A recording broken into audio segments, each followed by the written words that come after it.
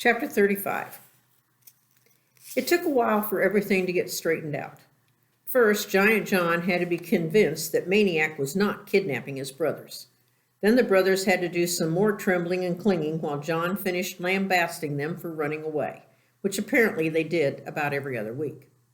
Then when the brothers found out that their pizza person was none other than the famous Maniac Magee, the very same one who blasted their big brother's fastballs to smithereens and finished him off with a home run frog, well, it took a good 5 minutes of rolling on the sidewalk to get all the laughing out of their systems, which of course got Giant John more than a little steamed, prompting Maniac, who didn't like seeing John disgraced before his little brothers, to say, "Yeah, but didn't John tell you what happened the next day?" And the brothers said, "No, what?" And Giant John said, "Huh?" And Maniac winked at John and crossed his fingers. "Sure, John, you remember." Wink, wink. "At the Little League field the next day, you said I was lucky that all you threw were fastballs because you weren't ready to reveal your secret pitch, the one you've been working on, remember?" Wink. McNabb nodded dumbly. "So I said, well, come on, I can hit anything, pitch it to me. And you pitched it, and I missed it by a mile, and you kept pitching it to me all day long and never even hit a foul ball on it." "What was the pitch? What was the pitch?" chanted the urchins. "It was," Maniac paused for dramatic buildup, "it was the stop ball." "The stop ball?" "Yeah, and you should have seen it. It comes right up to the plate, looking all fat and easy to belt, and then just when you take your swing," Maniac got into his batter's stance and demonstrated, "it sort of stops, and your bat just whiffs the air." He whiffed at an imaginary stop ball. "Wow," said the brothers, gazing up at their big brother. And so Maniac was invited to accompany the brothers McNabb to their home. Despite the cold, the front door was wide open, and Maniac could smell the inside before he could see it. The first thing he did see was a yellow, short-haired mongrel looking innocently up at him while taking a leak in the middle of the living room floor. "Clean that up," John ordered Russell. "Clean that up," Russell ordered Piper, and Piper just walked on by. After closing the front door, which was surprisingly heavy, Maniac found a stack of newspapers in the corner and laid some over the puddle to soak in, then gave himself a tour of the downstairs. Maniac had seen some amazing things in his lifetime, but nothing as amazing as this house. From the smell of it, he knew this wasn't the first time that an animal relieved itself on the rugless floor. In fact, in another corner, he spotted a form of relief that could not be soaked up by the newspapers. Cans and bottles lay all over, along with crusts, peelings, cores, scraps, rinds, wrappers, everything you could normally find in a garbage can. And everywhere there were raisins. As he walked through the dining room, an old tennis ball, hit him on the top of the head and bounced away. He looked up into the smiling faces of Russell and Piper. The hole in the ceiling was so big they both could have jumped through it at once. He ran a hand along one wall. The peeling paint came off like cornflakes. Nothing could be worse than the living and dining rooms, yet the kitchen was. A jar of peanut butter had crashed to the floor. Someone had gotten a running start, jumped into it, and skied a brown, one-footed track to the stove. On the table were what appeared to be the remains of an autopsy performed upon a large bird, possibly a crow. The refrigerator contained 2 food groups, mustard and beer. The raisins here were even more abundant. He spotted several of them moving. They weren't raisins, they were roaches. The front door opened, and seconds later a man clomped into the kitchen. He wore no winter jacket, only a sleeveless green sweatshirt, which ballooned over his enormous stomach. Tattoos blued his upper arms. His hands were nearly pure black. Stale body odor mingled with that of fries and burgers coming from Burger King bag he held. Dropping the bag next to the bird remains, he bellowed, "Chow!" and took a beer from the fridge. He downed a good half of it in one swig, belched and double-clutched and belched again. He had to know someone besides himself was standing in the kitchen, and just as obviously, he didn't care. 2 floor-quaking crashes came from the dining room. "Geronimo! Geronimo!" Russell and Piper had taken the direct route via the hole. "What'd you bring, Dad? Whoppers? You have Whoppers?" They tore into the bag like jackals into carrion. Plastic flew, fries flew. They both wanted the same Whopper. Mashed between their tugging fists, the Whopper splurted sauce and cheese and pickle chips. Then it split. Russell lurched backward into the kitchen table with his half. Piper lurched backward in the opposite direction, and with nothing to stop him, they sailed right through the cellar doorway and down the cellar steps. The final thud was followed by the truck horn blast of Piper's laughter. When Giant John ambled in, his father said, "Did you get the blocks?" "No," grunted John, pulling out a pair of Whoppers, and he tossed one to Maniac. "We need more," growled the father. John didn't answer. "We need more." "I heard." McNabb smashed the tabletop. 3 fries and a bird wing jumped to the floor. "Now!" John walked out, nonchalantly munching. "I was busy." The rest of the night was scenes from a loony movie. Scene: McNabb, the father, swaggers bare-armed out the front door, bellowing back, "Do your homework." Scene: Maniac retrieves the wet newspapers from the living room floor. There are no wastebaskets in the house. He finds a trash can in the backyard next to a pile of cinder blocks. He dumps the soggy papers in the can, which is empty. Scene: Small turds of an unfamiliar shape appear here and there along the baseboards of the first floor. "Please don't be rats," Maniac prays. Scene: The Cobras come in. They glare at Maniac, but Giant John tells them to lay off.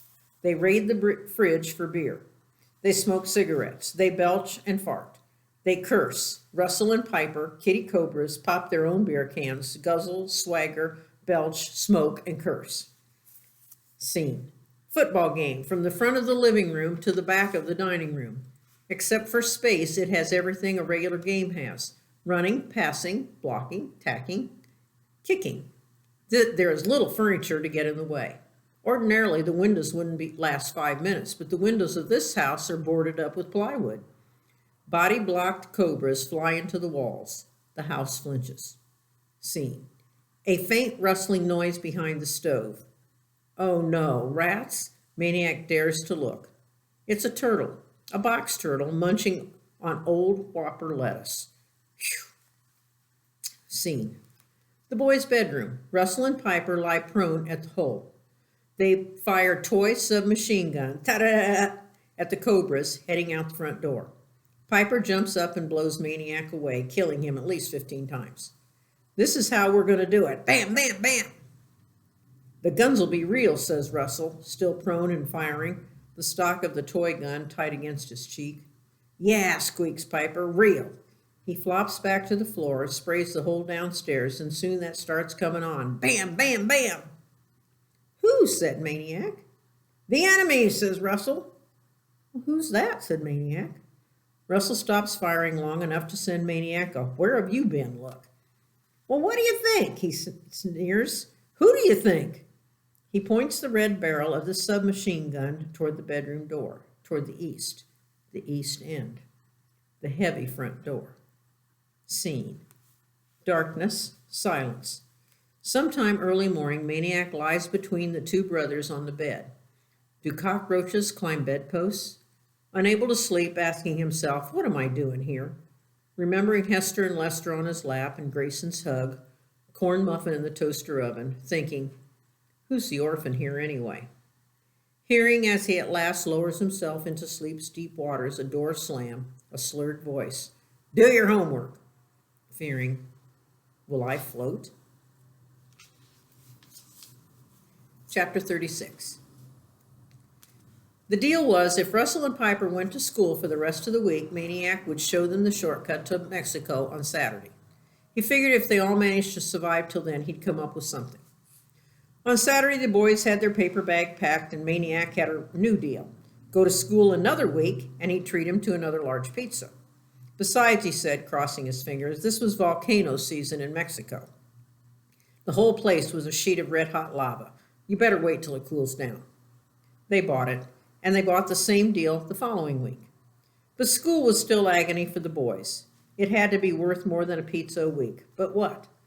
The brothers thought and thought about it and soon began to realize the answer was sleeping between them every night. Ever since the famous Maniac Magee had showed up at their house, Russell and Piper McNabb had become famous in their own right. Other kids were always crowding around, pelting him with questions. What's he like? What's he say? What's he do? Did he really sit on Finsterwald's front steps? Is he really that fast? Kids started giving him knots, sneaker laces, yo-yo strings, toys, and saying, ask Maniac to undo this, will you? Really little kids referred to him as Mr. Maniac. The McNabbs ate it up. In the streets, the playground, school. The attention, not the pizza, was the real reason they put up with school every day. They began to feel something they never felt before. They began to feel important. What a wonderful thing, this importance. Waiting for them the moment they woke in one morning, pumping them like basketballs and giving them bounce. And they hadn't even had to steal it. They loved it. The more they had, the more they wanted. And so when Maniac tried to cut the next pizza for school deal, Russell answered, no. No, echoed Maniac, who'd been afraid that it would come to this. No, said Russell. We want something else. Oh, said Maniac, what's that? They told him. If he wanted another week's worth of school out of them, he would have to enter Finsterwald's backyard and stay there for 10 minutes, screeched Piper, who shuddered at the thought. When Maniac casually answered, okay, that's a deal. Piper ran shrieking from the house. On the next Saturday morning, Russell, Piper, and Maniac set out for Finsterwald's house, about 7 blocks away. They took the alleys. Along the way, they were joined by other kids who were waiting, their eyes at once fearful and excited. By the time they got to Finsterwald's backyard, at least 15 kids huddled against the garage door on the far side of the alley. Maniac didn't hesitate. He walked straight up to the back gate, opened it, and went in. Not only that, he went all the way to the center of the yard, turned, folded his arms, and smiled and called, who's keeping time? Russell, his throat too dry to speak, raised his hand. For 10 minutes, 15 kids and possibly the universe held their breath. The only sounds were inside their heads and the moaning and wailing of ghosts of all the poor slobs who had ever blundered into Finsterwald's property.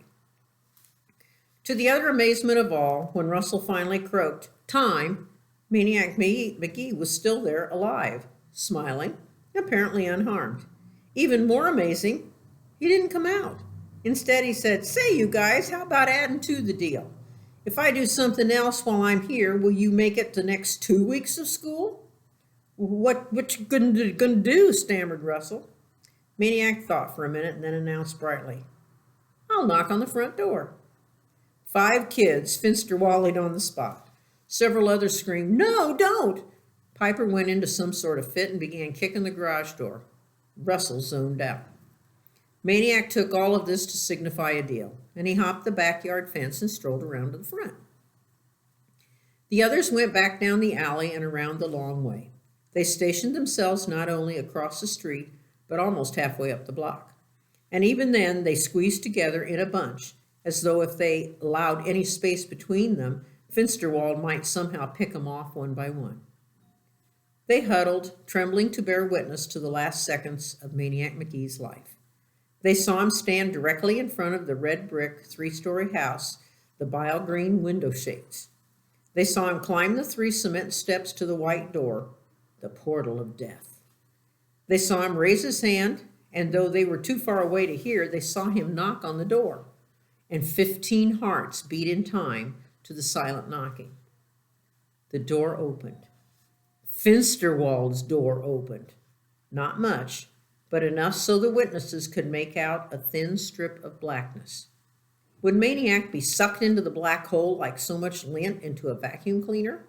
Would Finsterwald's long, bony hand dart out, quick as a lizard's tongue, and snatch a poor Maniac? Maniac appeared to be speaking to the dark crack. Was he pleading for his life?